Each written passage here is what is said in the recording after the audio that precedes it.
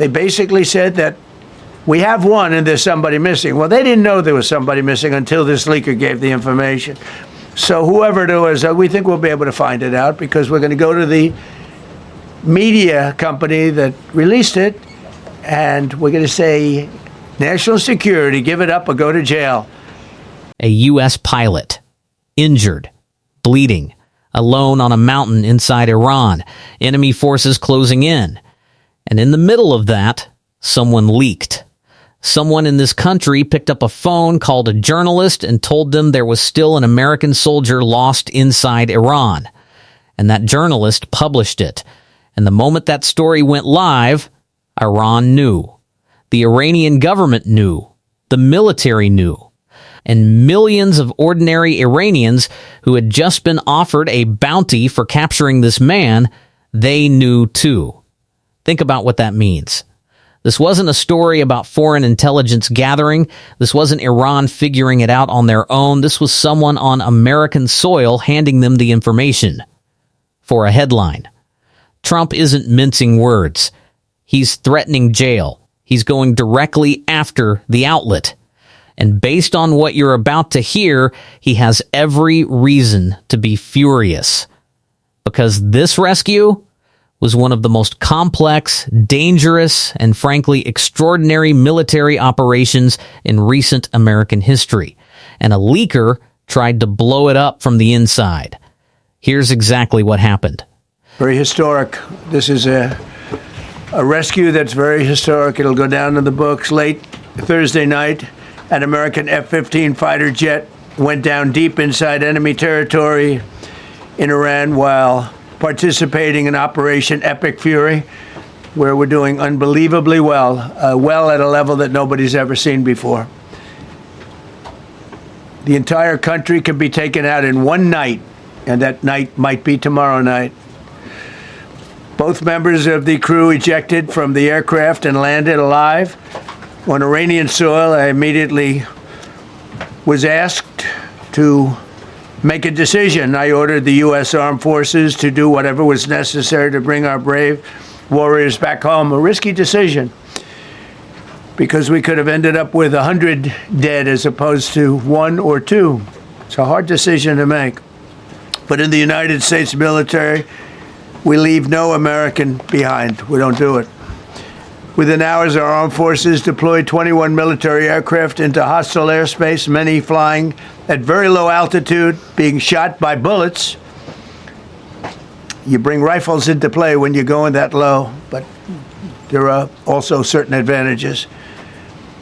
And in broad daylight over Iran for 7 hours, at times facing very, very heavy enemy fire. We have a helicopter that's got a lot of bullets in it. It's amazing.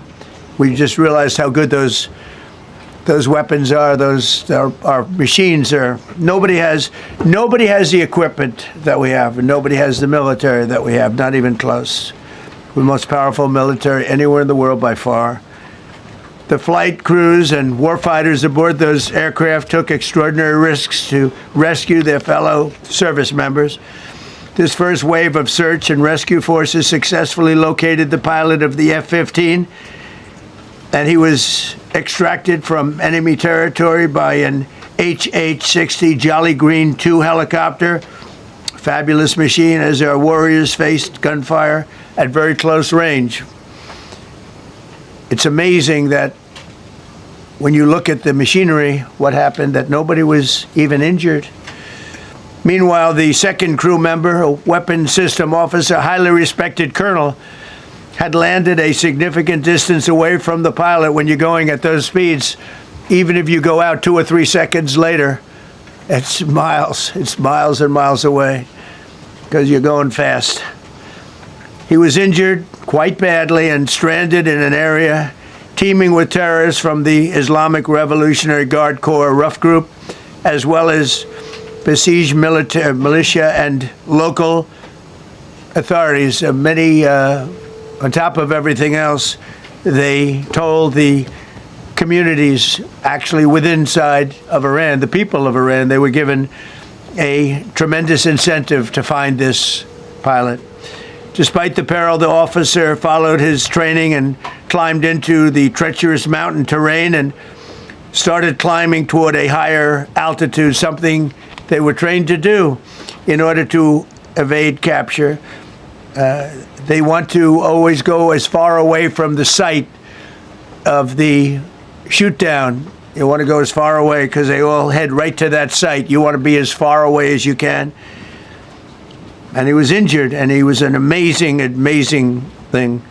He scaled cliff faces, bleeding rather profusely, treated his own wounds, and contacted American forces to transmit his location. They have a very sophisticated beeper-type apparatus that is on them at all times.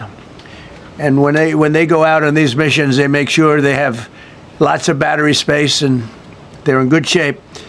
And this one worked really well, amazingly, saved his life. We immediately mobilized a massive operation to retrieve him from the mountain holdout. And he kept going higher and higher. The mountain kept getting rougher and rougher and really very, very hard to find.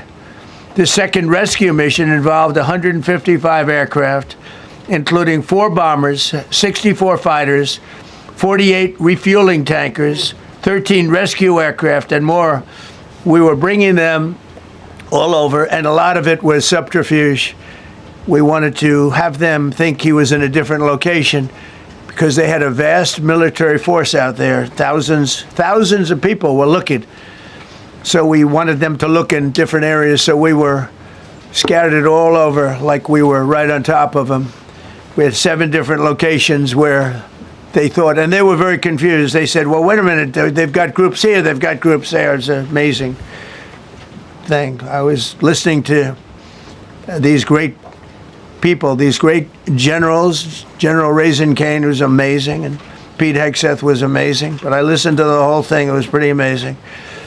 So they had all these different sites where everybody thought he was located. We think we have him over there because they have 9 planes circling a little area that's 25 miles down the coast.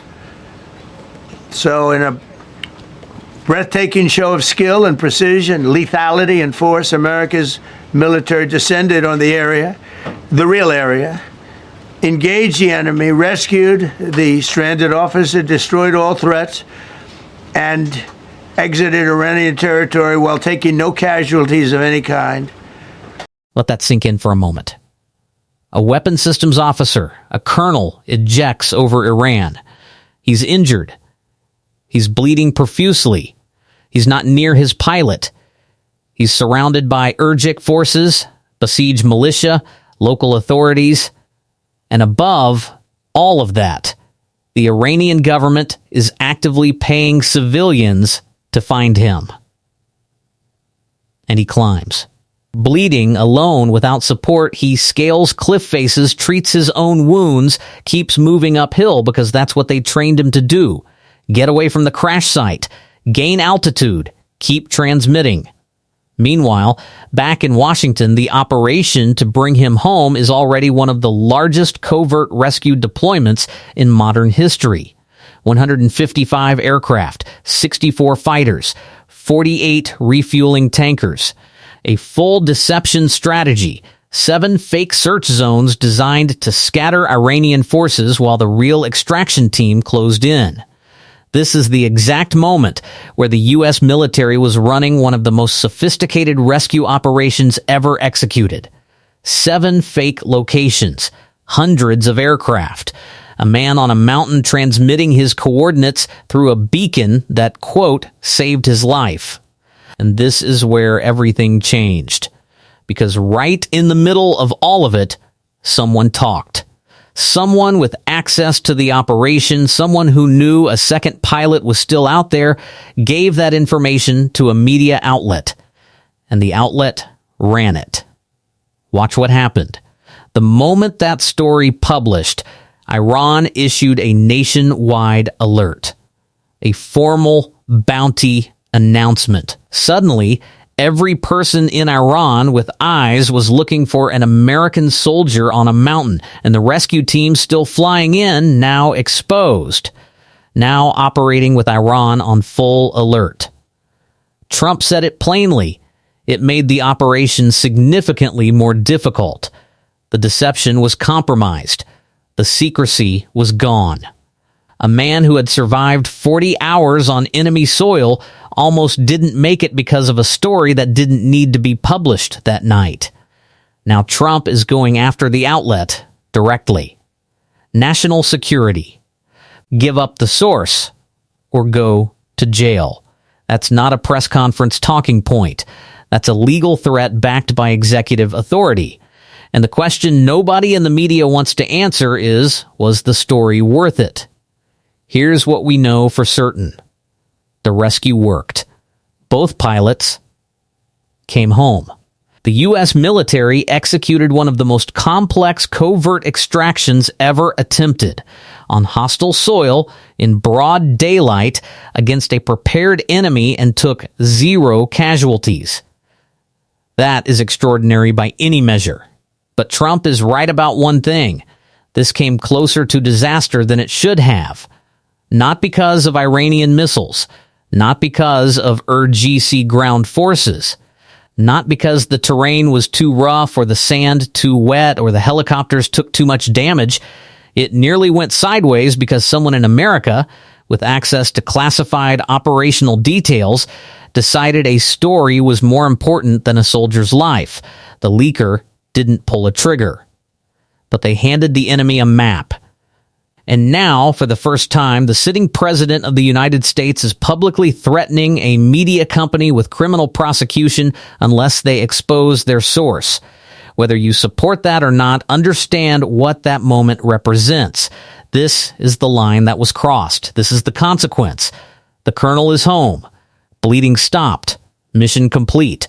But the investigation is just starting. If you think the media has the right to publish whatever it wants, no matter the cost, drop that in the comments.